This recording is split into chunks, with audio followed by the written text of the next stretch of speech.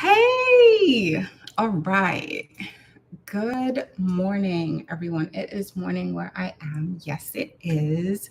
So, welcome to this video. Today, on this video, I decided to just jump on and talk about life over 40. I just turned 49, so I'm about to be 50. I think I have a good idea of what 40s are like for a woman. And as I am turning 50, I realize that I'm having these conversations with a lot of women who are right on the edge of their 30s. So, about to turn 40. Some of them are about to turn 50, and some of them are about to turn 60. And I hear this consistent theme of this is not the life that I wanted. This is not the life that I planned. But because of how everything's situated, like they don't know how to navigate the next season because so much has already been built into this season and where they are that they've kind of just accepted it. They kind of just are like, oh, well, this is the weight that I'm at. This is where my relationship is. This is where my situation is with my finances.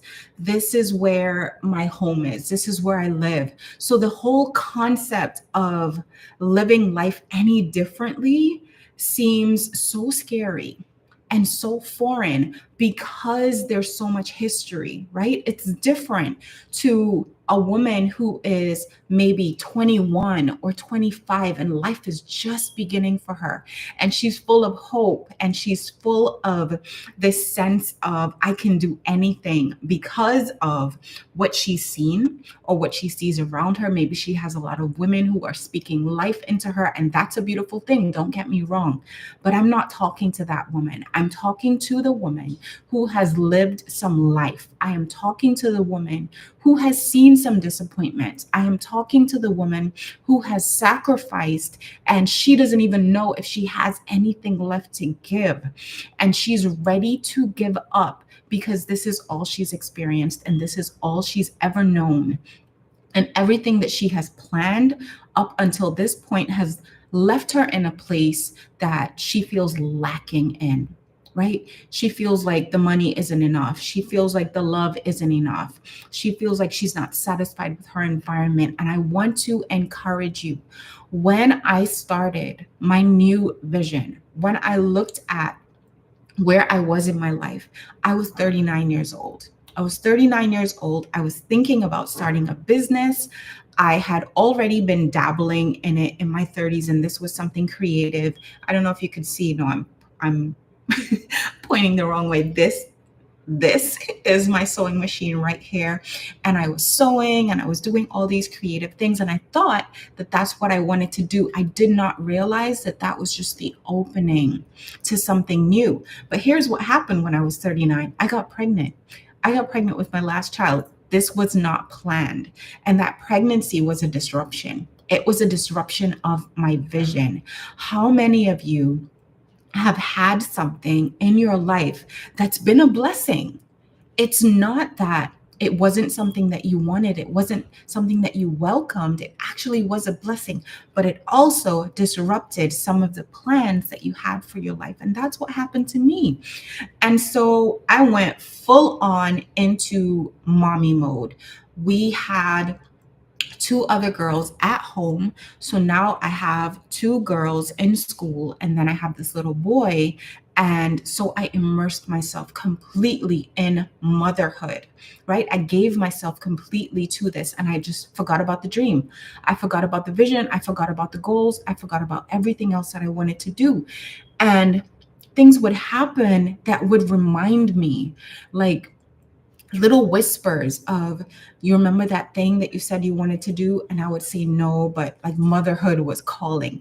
And then at the same time, my husband got a job overseas. So I really had to be the fully present parent because he physically was not there. So that was a period of sacrifice. And I did a short Just today, I did a short earlier today where I talked about sacrifice and how we can look at sacrifice through the wrong lens. Sacrifice is not a lifestyle, but unfortunately, for a lot of women, what happens is it becomes a lifestyle. And I encourage you to listen to how people talk about you, especially if you're a mom. You hear on Mother's Day, you hear people say, well, I remember my mom and she gave up so many things so that I could have. And we are celebrated for that. So it almost becomes a way of living. It becomes the way that we show up in the world. We just give of ourselves and we give up ourselves and we give up on ourselves. And if that is you, I encourage you not to do that. It doesn't mean that you can't show up for the people in your life. It doesn't mean that you can't help them on their way, on the way to their goals, but you don't have to give up your own. You can have your own dreams, you can have your own goals, and still be a fully present mother, a fully present wife, a fully present friend, because you are being a fully present woman. And to be a fully present woman, you have to be present with yourself and for yourself first, right? So when I talk about sacrifice, there are three things that I mentioned. That sacrifice is seasonal. Sacrifice is something that you do for a short period of time for a specific result. Sacrifice is specific. It's a specific thing that you're doing for that result, right? So it's something that is very intentional, right? It's very intentional. You absolutely have to know why it is that you are sacrificing. I'm sorry, I'm multitasking here. You have to know why it is that you are sacrificing. You know, you're not just giving up something for the sake of giving up. You're not just giving up for the sake of saying, well, you know, I have no choice, right?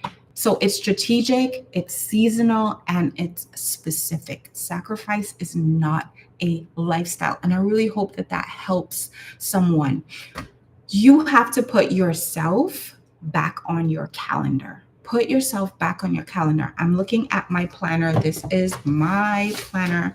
I am a 5 girly. So this is a planner. It's by Crossbow Planner Company. And I actually created a planner for myself. I used to have all kinds of different planners for all kinds of different things, and I realized that wasn't working. So I'm going to show you how I plan my days. So hopefully you can see this. And it says daily vision. There are 24 hours because there are 24 hours in your day. You have no more than 24 hours in your day. And have you been the type of woman who you want to do all the things within 24 hours? It just does not happen that way.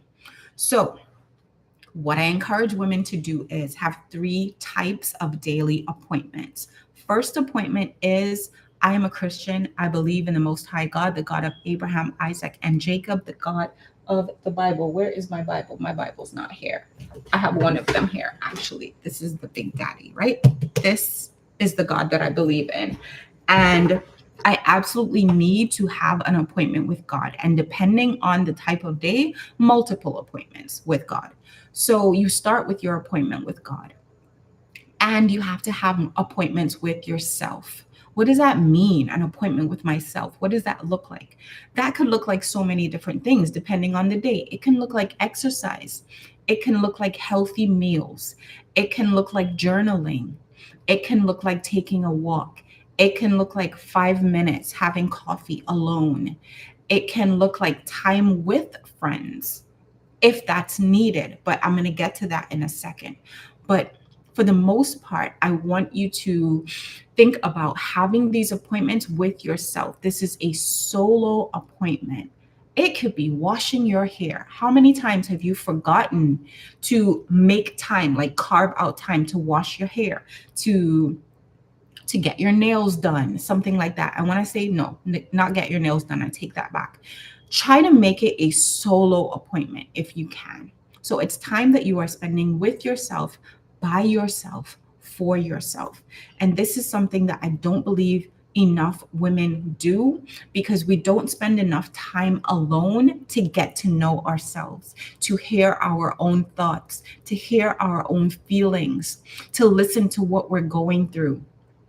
And because we have to show up for other people or show up somewhere or show up in a different way, what we do is we dumb down what's happening on the inside, right? We tell our feelings to be quiet.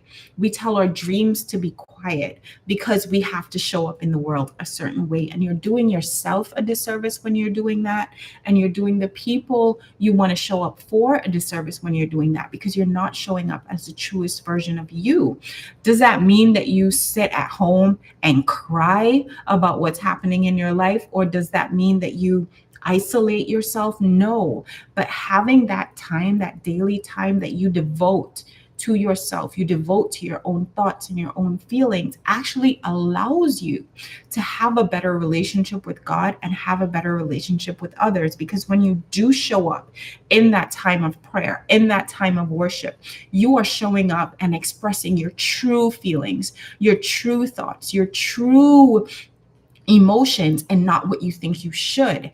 And when you show up for others, when you show up at work, when you show up in your friendships, when you show up in your relationship, when you show up on YouTube, whatever it is that you're doing, you're showing up as a true version of you because you have been in touch with who she is.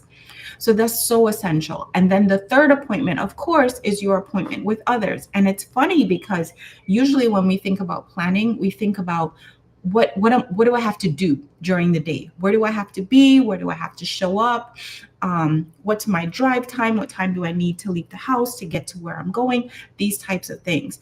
But you have to start your day one with the one who created you because he's going to help you order your day. He's going to help you get centered.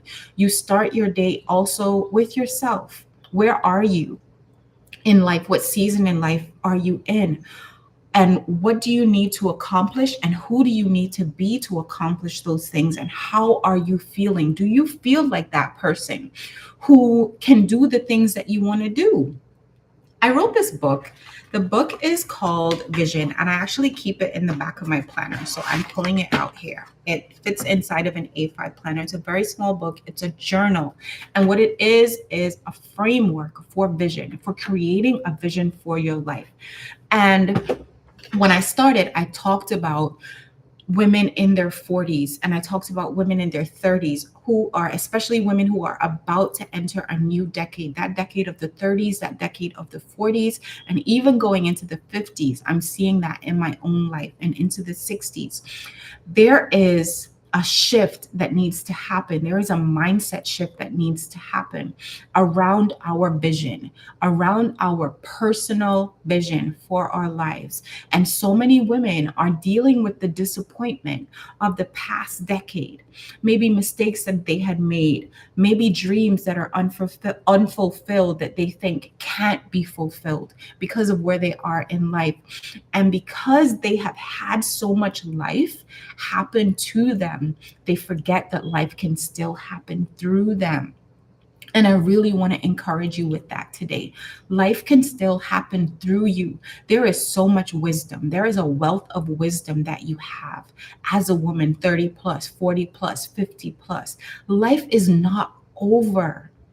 Life is not over.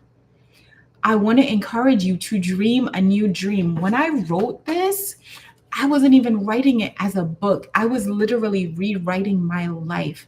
And this is why I became a coach. This is why, because I know what it's like to sit and look at a life that you have built and it's not bad. It's not that it's a bad life. It's not that you're suffering and you're dying under the weight of this life, but it's that there's that feeling of I haven't done enough. And I don't want to make this too long, but I went through something with my health where I was bleeding and I couldn't understand why I was bleeding. My period was 2 weeks, sometimes even 3 weeks. Doctors couldn't tell me what was wrong. And I had this thought, what if I'm dying? What if I'm dying? And it felt as if I was going to die with every dream and every goal still left inside of me. And that one day I was going to be gone and I wouldn't have taught my girls how they can plan their life a life that they love, a life that they're looking forward to, a life that they want to wake up to every single day. I wouldn't have taught them how to live with joy and meaning and purpose in their lives.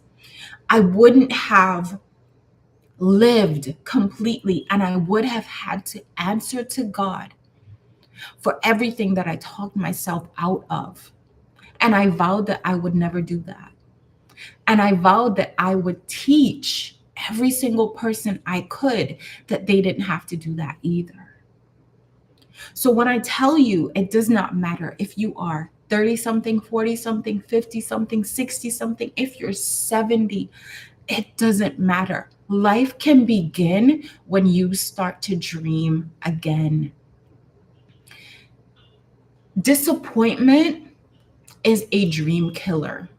Facing reality is a dream killer. But reality has to do with your perception. Reality is not fixed. Reality is something that you see through the lens of your own life. And this is why people can talk about my truth and my reality, because it's perception. But what changes that is your vision. What changes that is how you see your life. What changes that is the lens through which you see your life. I'm going to get up and I'm going to show you something. I have given birth to 3 children. Mind you, I have a pretty good metabolism. I have pretty good genes, but I always had this pooch. You know, the mom pooch? I'm pulling my pants up for a second.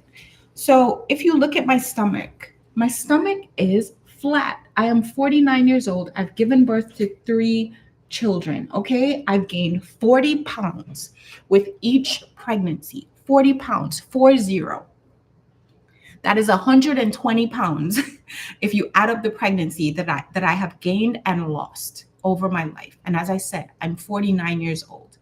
Most women that I talk to expect that at this age, their body is not going to look slim and trim. At this age, they're not going to be able to maintain a certain weight and maintain a certain look. They just accept that they're going to have to just let themselves go. I do not accept that. And I remember writing in my journal, it might have been about 4 years ago, I have a flat stomach and I can wear whatever I want. At the time when I wrote it, it was not true. That was not my truth. But I believed that that could happen. I didn't do anything drastic. I didn't do anything crazy. But just writing that changed my mindset around the way that I ate, around the way that I exercise. I still don't exercise and eat as well as I would like to, but I have definitely improved over time. And now at 49 years old, if I want to wear a bodycon dress, I can wear a bodycon dress and I won't need to wear Spanx, because writing that down has shifted my mindset. And that is the first thing in the vision sequence. And this is what I teach in my coaching. If you're interested in that, you can check the description below and you can go ahead and schedule a complimentary consultation call. It's an introductory call where we just figure out where you are. But the V in vision is for visualization. You have to be able to visualize what you want. And if you are at a stage where you're looking at your reality and you are not looking at possibility, even though you may not fully believe it yet, you cannot visualize a better life if you are not going to be open to the possibility of better being available to you. I get that a lot of life has happened. The issue that I was talking about where I was bleeding, this wasn't for 6 months, okay? This wasn't for a year. This was for 10 years. Listen to me. 10 years of my life that I was dealing with this. So when I talk about disappointment, I have seen disappointment. I know what that's like, right? And I'm facing this thing every single day, and I have no way, absolutely no way to control what is happening to my body. My doctors cannot help me. I have no way. And do you know what changed my life? A new vision. A new vision. I created a vision board. inside my planner. And I believe that I'm going to leaf through here because I believe that I still have that vision board in here. Do I? No, I don't think I have it. I do. I'm going to cover some of the things because I want you to see. I'm going to use the book to cover it. But if you look at the top, I'm going to try not to show all my business. Oh my gosh, how can I do this? If you look at the top, right, you see that it says complete healing, right? There's so many things. And also, you did end up seeing some of the stuff, but there's so many other things that I have here that I was able to take off. And I have 1, 2, 3, 4, 5 things that I was able to accomplish, 5 out of 20.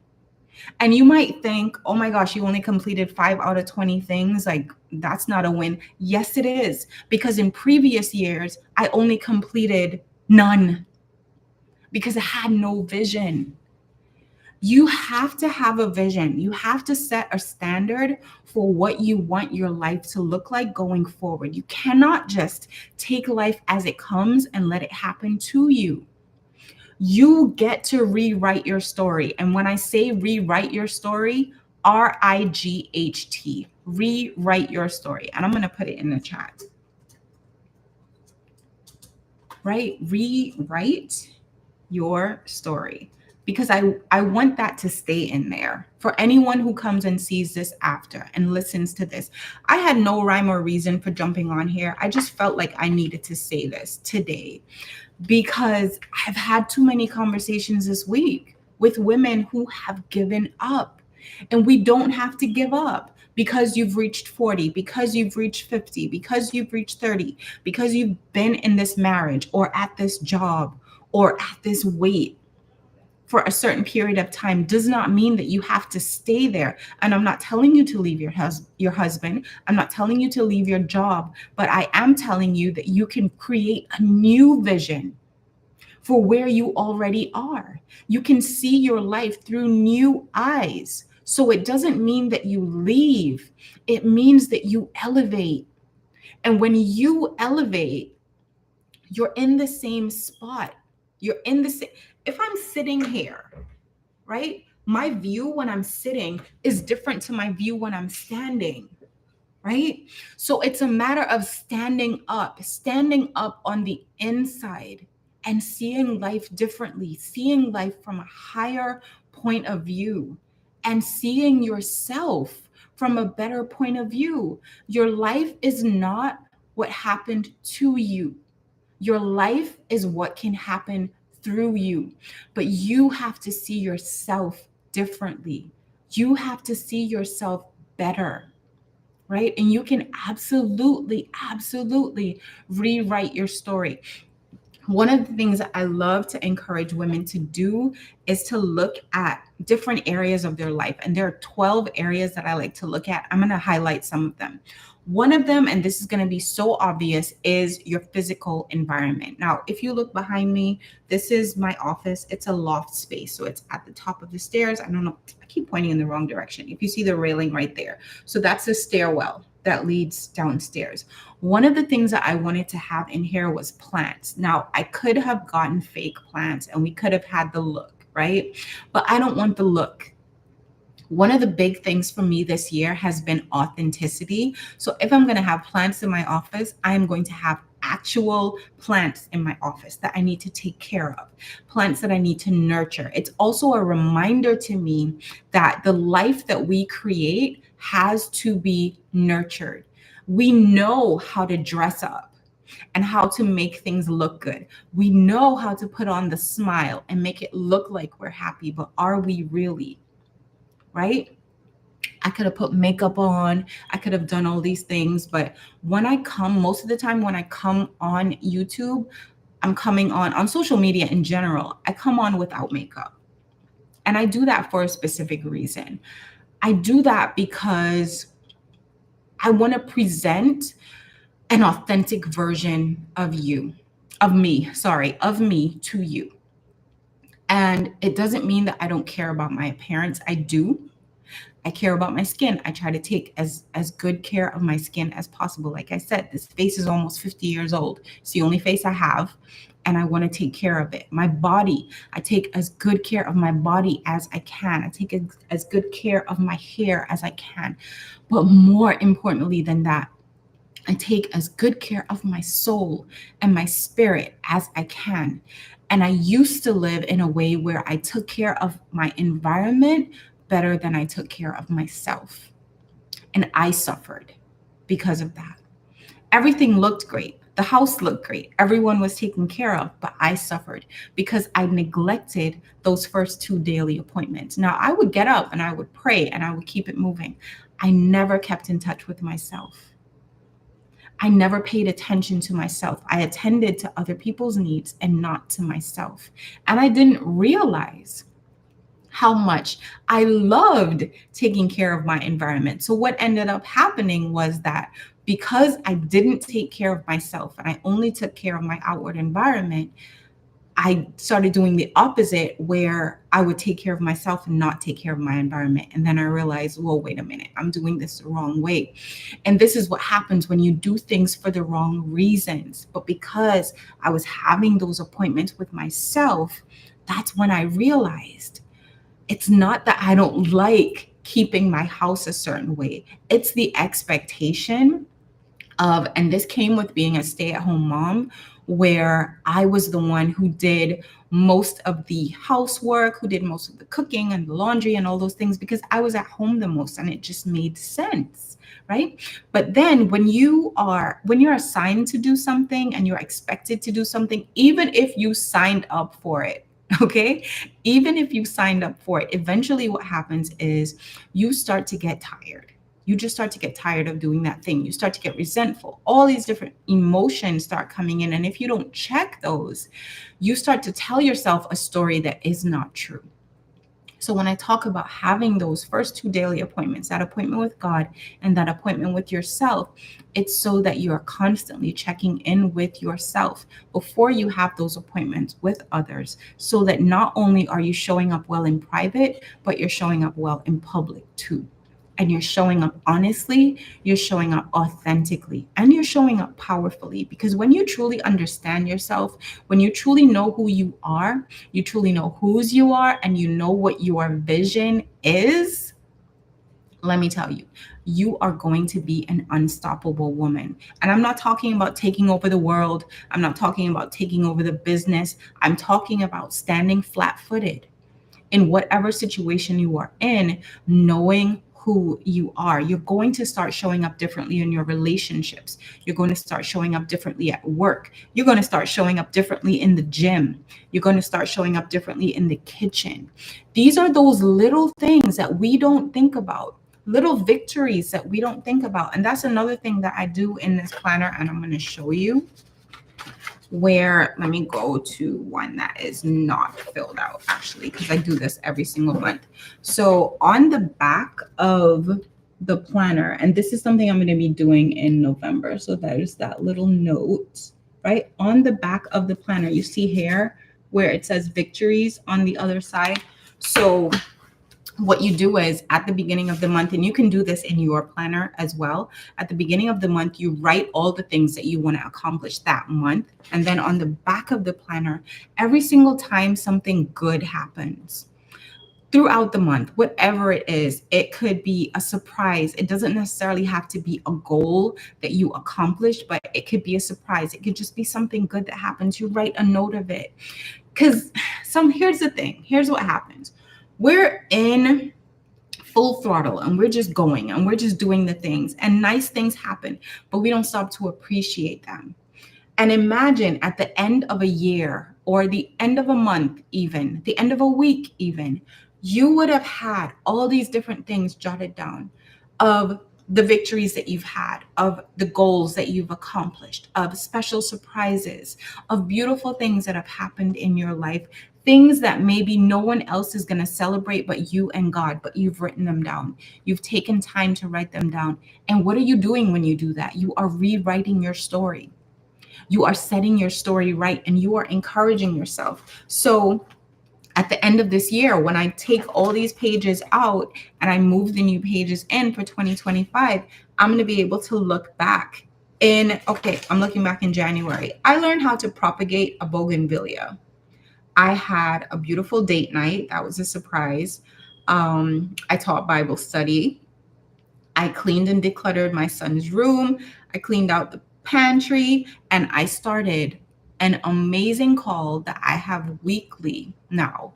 This is now October. We started this in January. I started an amazing call with another woman who is also a coach, and we are going through this devotional together called Flourish, because both of us chose Flourish as our word of the year for 2024. And so throughout this year, we have been looking at a different chapter in the book, and we've been talking about it, and we've been sharing our aha moments, sharing wisdom, sharing our lives with each other.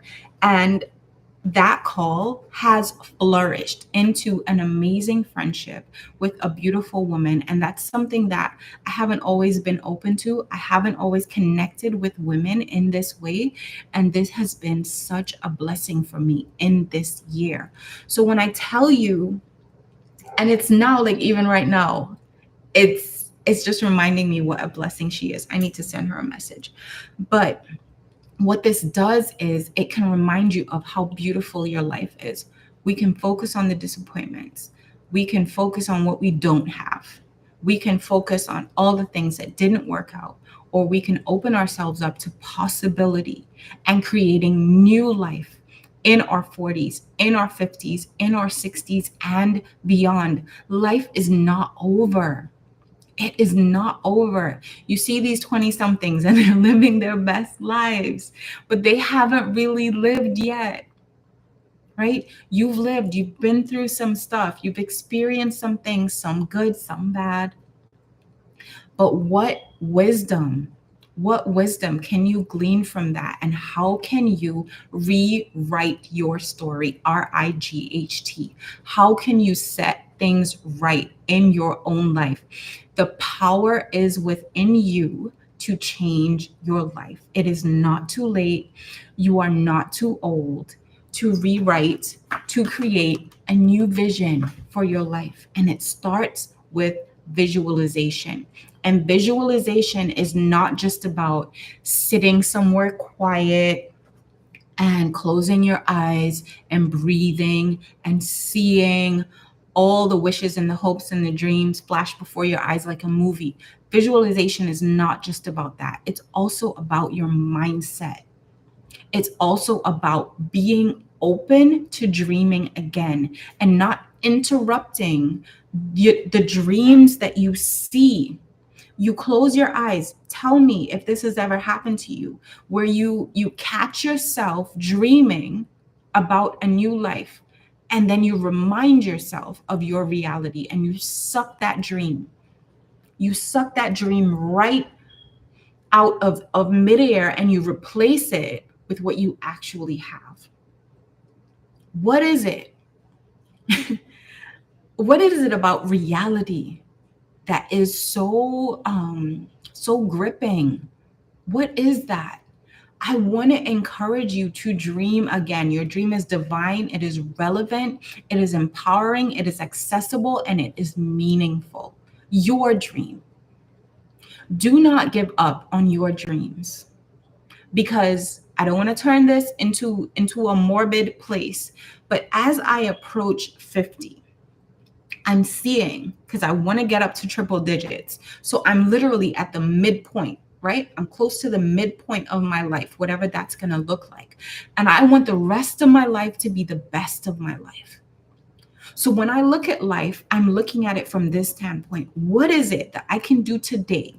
What is it that I can start doing today that's going to change the trajectory? That's a hard word to say sometimes. Change the trajectory of my life, not only for me, but for the women who are my friends, The women who I am training up, my daughters, and the women who will watch this video, women who I maybe will never meet, I want to encourage you.